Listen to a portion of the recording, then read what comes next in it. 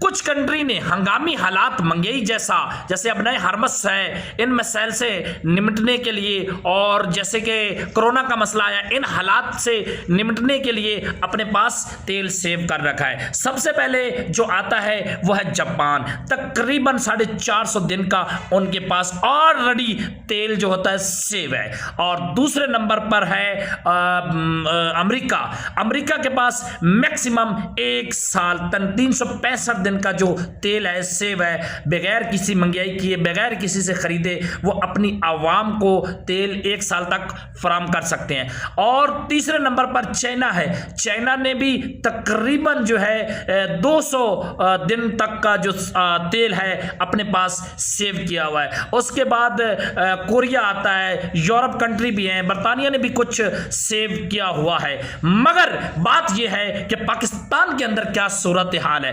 پاکستان کے اندر کوئی وسائل نہیں ہے سیو کرنے کے۔ ہم اپنے پاس میکسیمم 8 دن کا تیل بھی سیو نہیں رکھ سکتے۔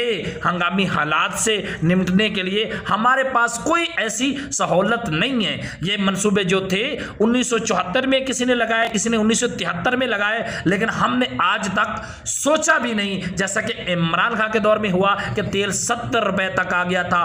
باہر کیا کہتے ہیں، بعض ماہرین نے یہ کہا تھا کہ آپ جلدی سے تیل خرید کے سیو کر لیں، ابھی تیل بہت سستا ہے۔ کاش ہمارے پاس سورسز ہوتے تو 5-6 سال کا اکٹھا تیل رکھ کے آج ہم سستے داموں اپنے ملک کو بھی چلاتے اور اپنے ملک کو بھی بچاتے اور مہنگائی سے بھی بچاتے اور قرضے بھی اتارتے۔ یہ جو منصوبے ہوتے ہیں یہ وہ سوچتے ہیں جو اچھے لیڈر ہوتے ہیں، جن کی سوچ اچھی ہوتی ہے، جن کی بنیاد اچھی ہوتی ہے، جو